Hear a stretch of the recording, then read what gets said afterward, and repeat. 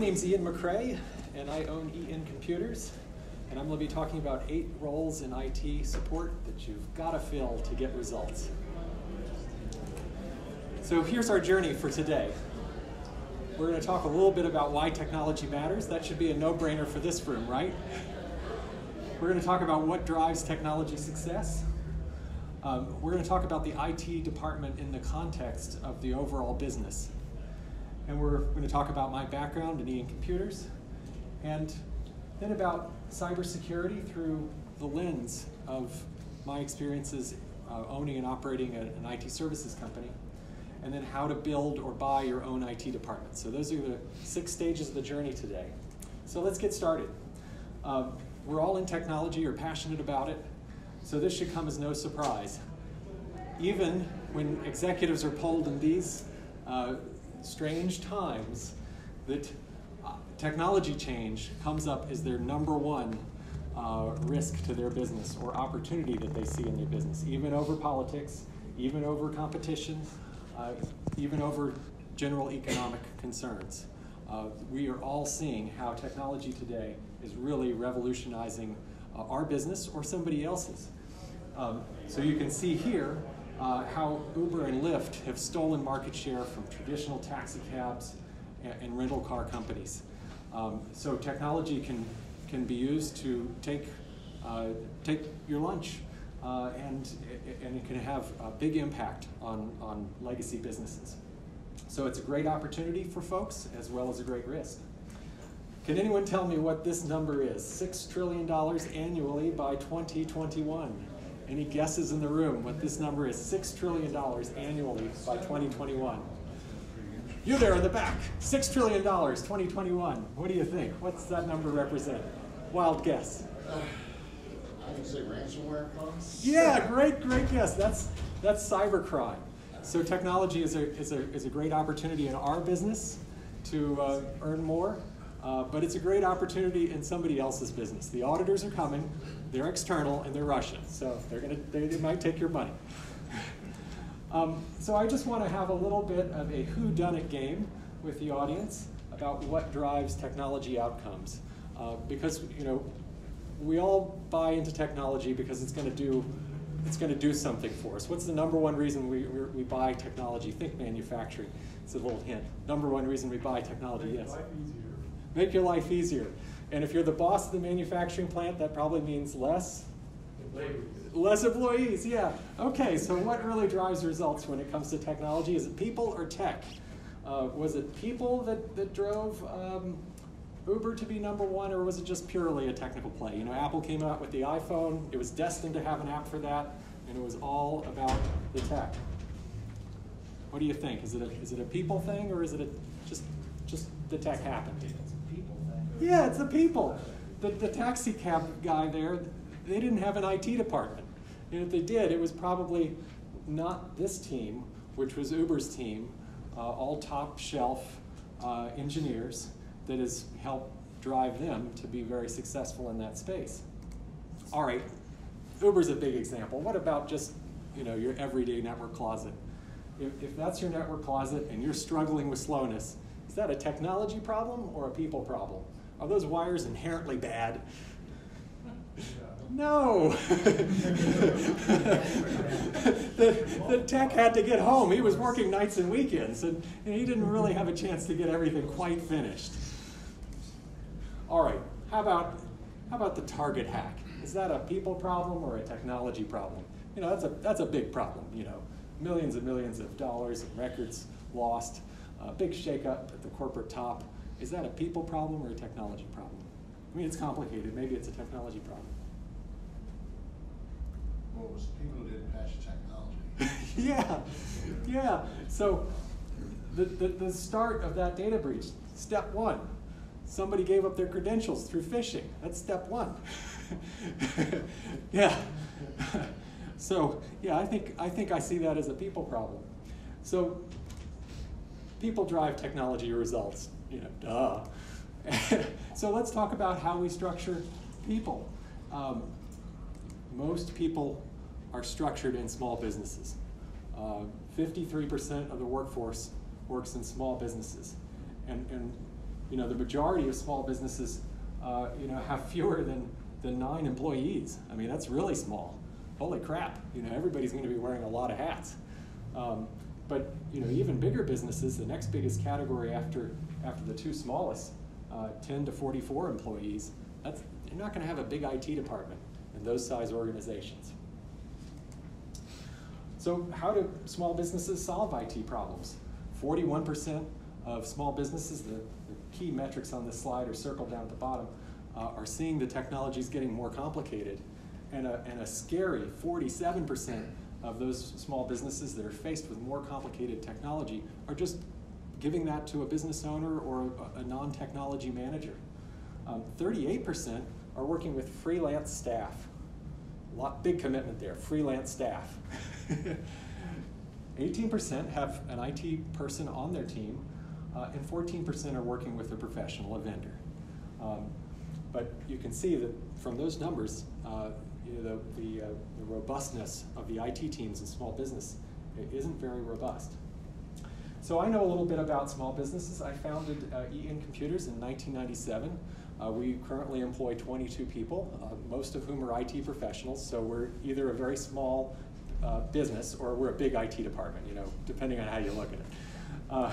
So we started out as a retail store, and everything was PC compatible, right?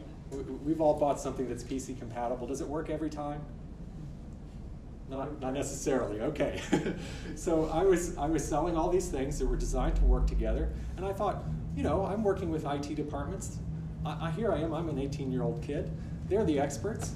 I get a great customer. It's a local college down south, and their IT department says, we want you to build some computers. We were building over 500 computers at this time.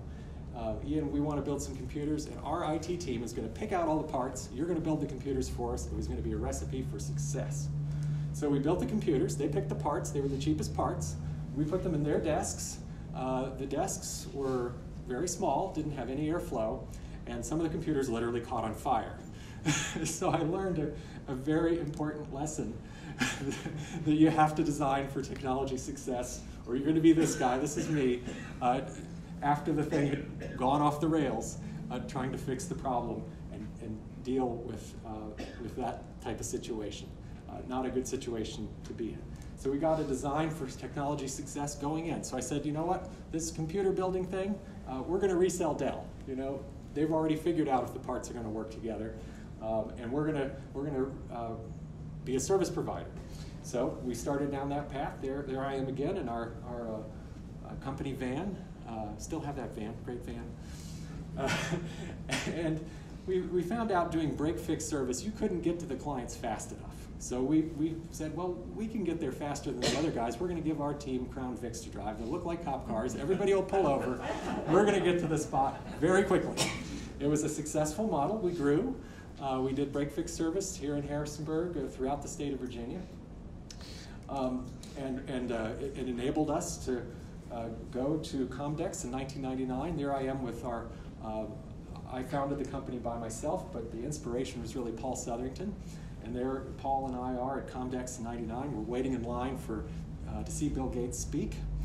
And all of this was great and wonderful until Paul came to me one day after 11 years of working together and said, hey, Ian, this really isn't fun anymore. We're running out to put out these fires, most of which are completely preventable.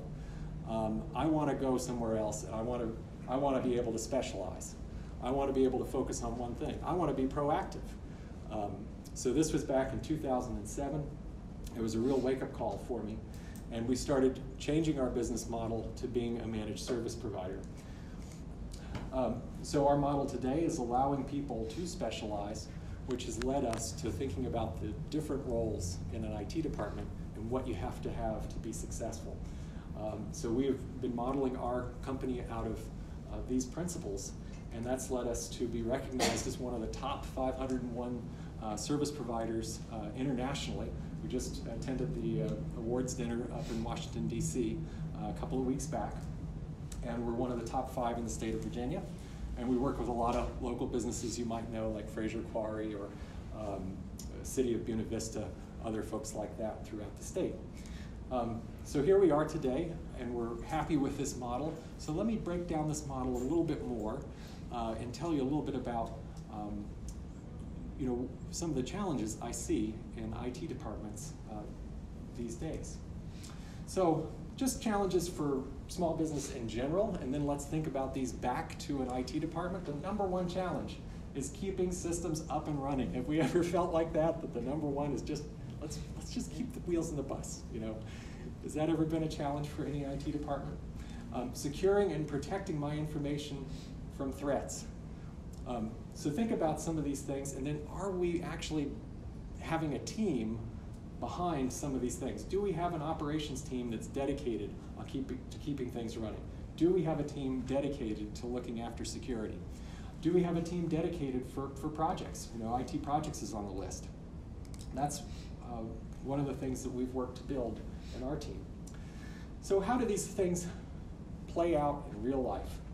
Fazio Mechanical Services. This is a story of a company based out of Pittsburgh, PA. They service Virginia. They're a 100-employee company. They've got one guy in IT. One guy in IT. This is kind of like Riddle Brother Burgers. Am I saying that correctly? Mm-hmm. Yeah, there you go. $25 million mechanical contractor. One guy in IT. This is typical small business stuff. Here's their website. Yeah, there's their service area. They're Virginia, right there in the service area. Oh, look there. Statement on target data breach. This goes back. This is the company that was phished. If they've got one guy in IT, how many different roles is that guy wearing? He's wearing all of the different roles. He's the security guy. He's the training guy. He's the projects guy. He's the help desk guy. And for him to keep his job, what's the one thing you really can't let slip of all those things? Can anyone guess? I see somebody in a help desk role in the room. Security? Help desk. Help desk. You can be terrible at IT, but if you're good at servicing your customers and answering the phone and be friendly to them, you'll keep your job. Seen it time and again. So what do they have? They probably have a great help desk department there with their one guy in IT.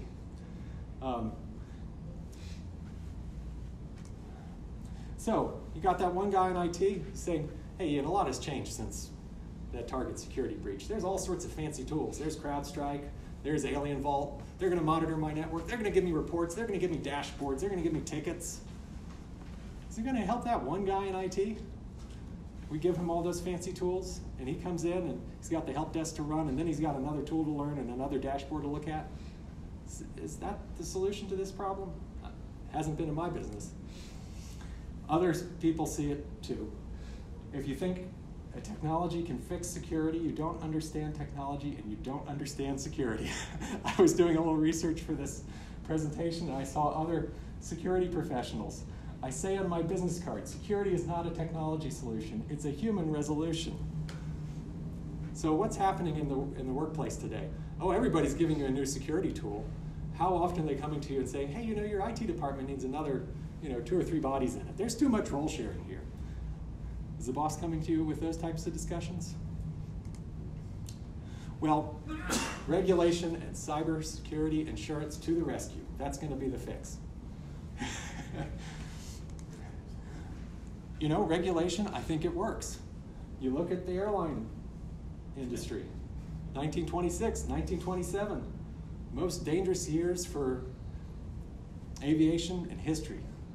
24 fatal commercial airline crashes. They all came together and they say, hey, we've got to really share information after a plane crashes. We can't just cover this stuff up and just be, secret of one team. The whole industry's got to talk about it. So we have a very mature regulatory framework for aviation that regulates pilots, that regulates the airline companies, that even regulates the airspace. We've got air traffic control. Is there air traffic control out there on the internet? No, I don't think so. So we're in a very different space than this. But decision makers are used to buying on price, just like they do when they shop for airline ticket. And we don't have a secure marketplace in IT like we do in the airline industry. They better not be buying on price alone. So how does this look in the real world? I saw that the current director for Thomas Jefferson Monticello walking around. Here's a company, organization, they're regulated. They're a nonprofit. In fact, I'm going to tell you all about them. Because they're so regulated, they have to disclose all their information. They have to have auditors come in and look at their books every year and look at their practices. In fact, they're doing $9 million in ticket sales. That's not my number, that's their number. They have to disclose that. $9 million. So you think they're PCI compliant? Oh, I bet they are. $9 million of ticket sales every year. They're pretty darn compliant. So they're fairly well regulated. Yet, here they are, regulated, 2017. Whole place is ransomed. Anyone here from Monticello? Whole place is ransomed. Every computer is bricked. Every computer is bricked. This is a $260 million organization, 300 employees. It's in their disclosures because they're a nonprofit. That year they've got $288,000 in IT consulting fees. IT consulting jumped to the top of the list where they actually had to disclose the thing. It's right up there with the building contractors. Big impact. What's the backstory behind something like this? Their department went from 5 people to 1. 5 people to 1. And their leadership decided, we're going to rebuild this department. You're going to rebuild this department. So they have new people coming in, lots of role sharing. They pass through all the regulatory regimes. But when you have all that role sharing, are you really meeting the spirit of those regulations?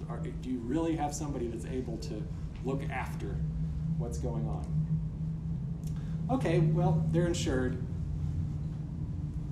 NotPetya is what attacked them. Well, you start looking around on the internet. Did the insurance companies pay out for Monticello or for the makers of Oreo cookies for the NotPetya ransomware? Did the insurance companies step up to the plate? No, they said, that might be the Russians that did that. We're not going to pay for it. That's an act of war. So I don't think cyber insurance is going to be there for us. The economic costs of large-scale cyber attacks are already exceeding the cost of natural disasters. And if you hear on the news that the insurance companies wiggle out of paying out claims for Sandy Hook victims, you better believe they're going to be wiggling out of paying out claims for cybersecurity leaders. So don't let our business leaders off the hook because they just signed a cyber insurance policy and now they don't have to fund IT. They don't have to take this stuff seriously.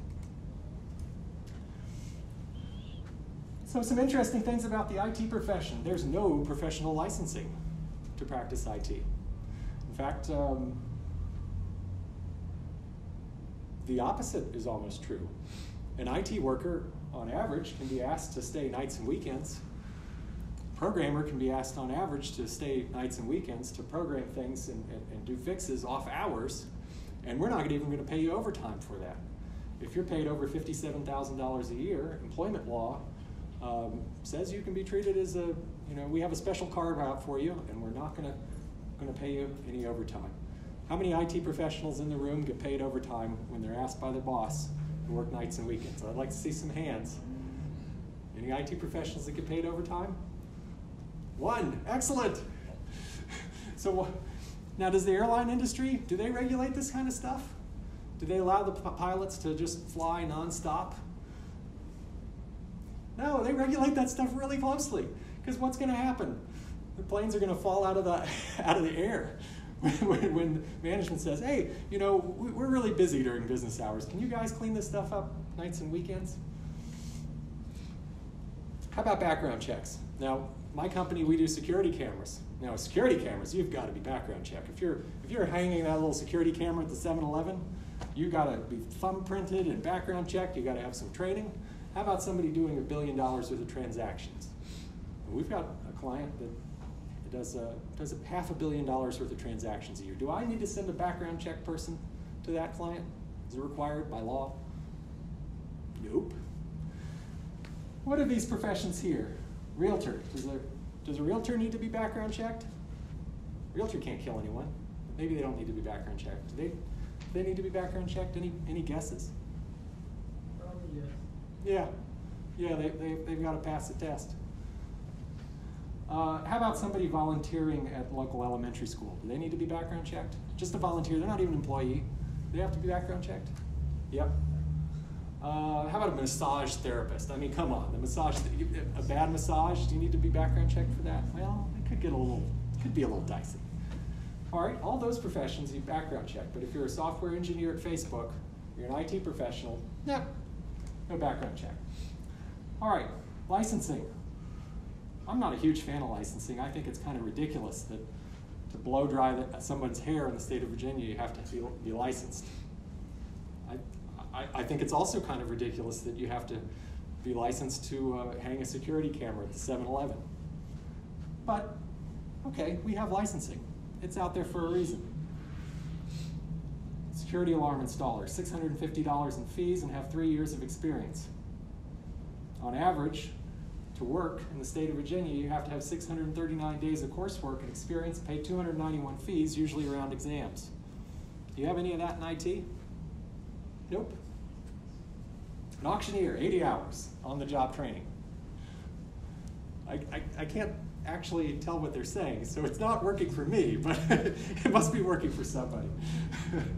How about somebody installing drywall? Yeah, they have to go through a more rigorous process than IT.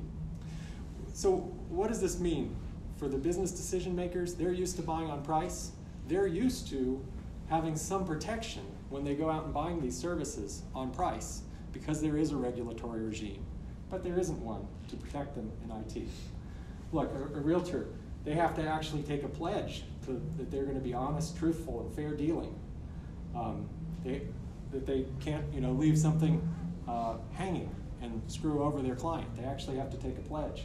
They've got to stay on top of current regulation. And I was talking to a Comcast installer, and he says, Ian, it's horrific. I go in and I do these installations, and I see that everything's really wrong and the client's really insecure, and Comcast says, don't talk about that. Just get out of there, because that's not our job. So are we holding ourselves in this profession to the highest standards? That's why some of these regulations have come about for other professions. Okay, so I do believe in regulation. I think some things like what the airline industry has going, if you thought about some of those frameworks in IT, it could get better. Are we going down that path? So we have small IT teams and small businesses. Are we going down the path of a simple, easy to understand regulation? Look at all the different regulations that are out there in IT. You've got PCI compliance, you've got HIPAA, you've got SOX, you've got NIST. They're all asking for sort of the same thing, but different terminology, different time frames, different controls. It's certainly not like it is in the building industry, where you have one uniform building code. There's been one uniform place since 1927 to go, so that when we walk into this building, we don't have to worry about something falling on our head. In the IT space, I was talking to a company the other day. They're a large, maybe a mid-sized firm, maybe 250 employees. They had somebody in their IT department managing the 59 different audits that they're undergoing right now with all their different stakeholders. Can you imagine if American Airlines had to do that with all the corporate flyers that fly business class? Hi, this is General Motors. We're going to have to do an audit of your airline because we don't trust your controls. That's the path that we're heading down in IT, when IT departments are already overwhelmed and overworked. So conclusions. The decisions that I make for my company alone protect my organization. I dropped off the E there. But IT is a maturing profession, but still with little worker protections. Regulation and security tech are providing more controls, but oftentimes those controls are going right to the same overwhelmed teams. I do believe that complex systems can be made more reliable through professional management. All right. We all know the impact of technology. So I think it's really critical for us to think about having the best IT teams working for us as possible. And there's always two choices. We're going to build it or we're going to buy it. So I'm going to go into those choices. Let's talk about building a great IT team. Like JMU has built a great IT team, 160 employees. Awesome IT team. Or we're going to buy it. And that's going to be partnering with a vendor. So leadership. I think challenges in IT start right at the top. And fundamentally, I see that there are two types of IT people. IT people that are really excited about data, and IT people that are really excited about systems. And occasionally you get the rare one that crosses over both roles. But usually your systems people are more interested in the technology than your CIOs that are more interested in getting the reports in front of management. So I really see those as two distinct roles that there's an opportunity for in organizations. It used to be that all of our assets were physical in IT, and maybe we could work with buildings and grounds to put an asset tag on our servers. But now most of our assets are virtual assets. So the chance of somebody going around and putting an asset tag on a bring your own device that's connected to the AWS cloud and keeping track of that is a real challenge. So I see that the clerical administration requirements in IT, that's becoming now a specialized role within our department. And these are often really critical roles to help our senior leadership in the department know when things are coming up for renewal and those types of things, and know what's going on to keep us secure. Information management. So a lot of us have line of business applications. Some of us need business analysts or custom programmers to help support that CIO role. So these are really the folks that are supporting that CIO role with information and customized systems in our organizations.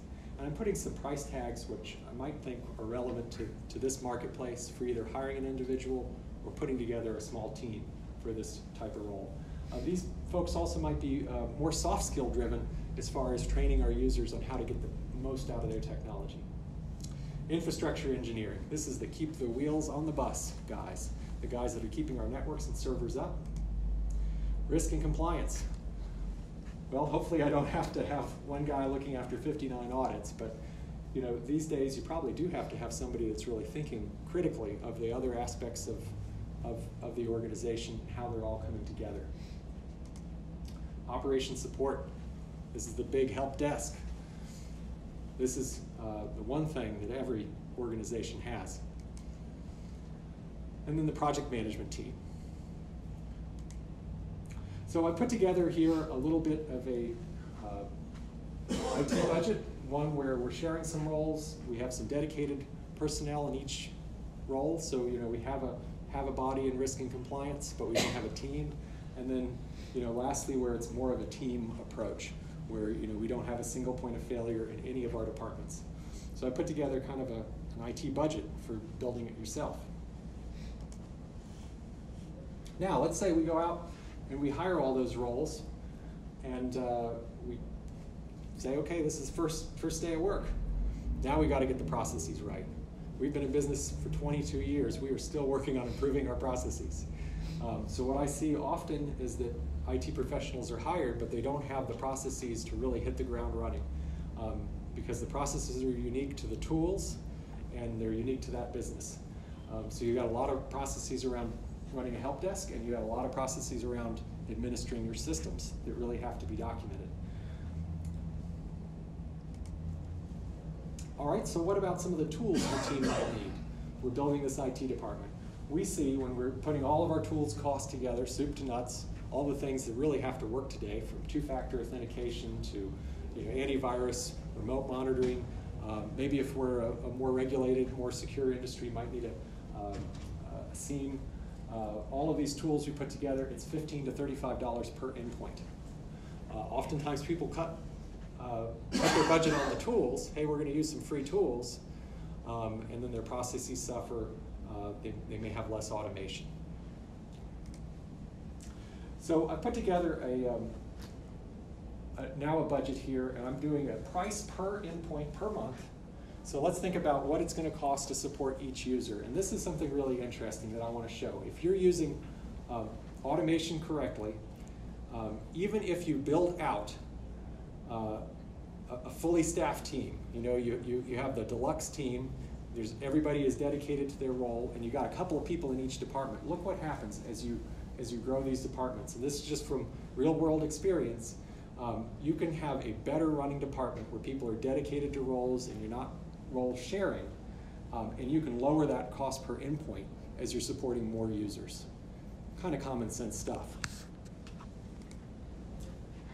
So what are the problems with actually achieving success with an IT department? I see one of the biggest problems is the culture between an organization and their IT department. There's often a real disconnect. Let's say it's a law firm and they're trying to hire and manage an IT team. None of those lawyers really know how IT should work. So oftentimes there's a lack of leadership. You can't achieve the economies of scale where people can really specialize in on a role. So you have turnover like I did back in 2007 with Paul. So you have to get to those economies of scale. We're managing 2,200 endpoints today. There's no specialization. And then the staff turnover happens, and then your processes go out the door because people are frustrated that they can't specialize. So it's really a challenge to build IT teams within small organizations. So let's talk about the IT vendor marketplace. If I don't want to build it, let's talk about buying it.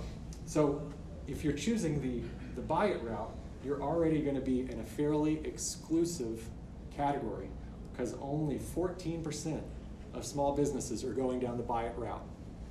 So if you're an IT vendor, who would you rather sell to?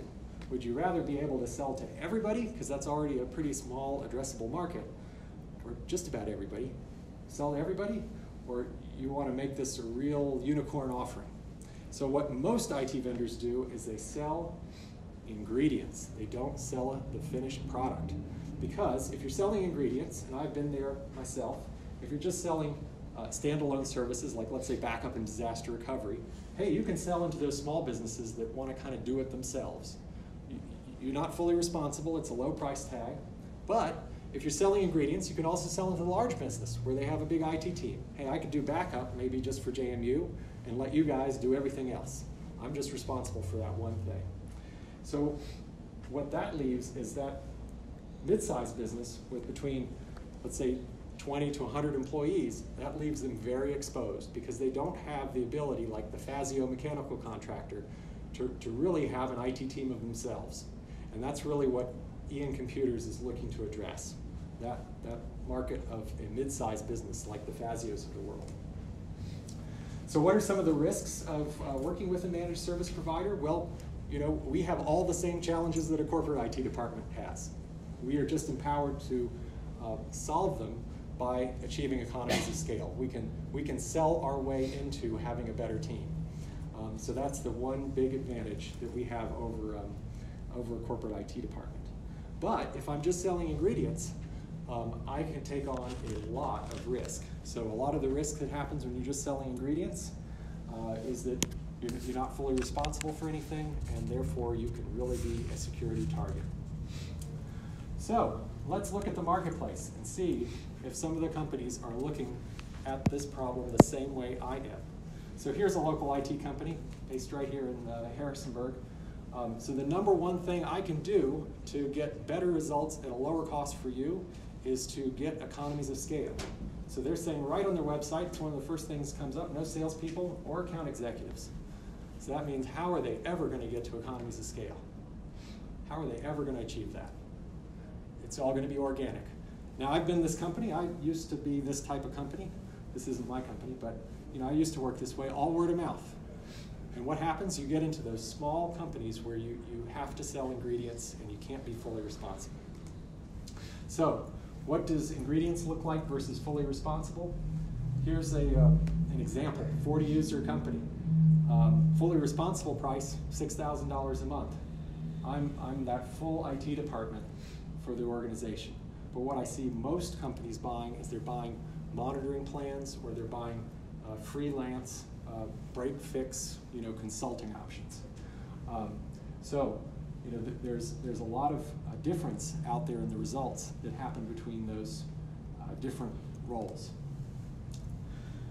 So what we're looking to achieve is really impact the organization, be able to help our clients with their hiring so that they don't have to hire dedicated IT staff that then are caught in those traps of not being able to specialize within their business.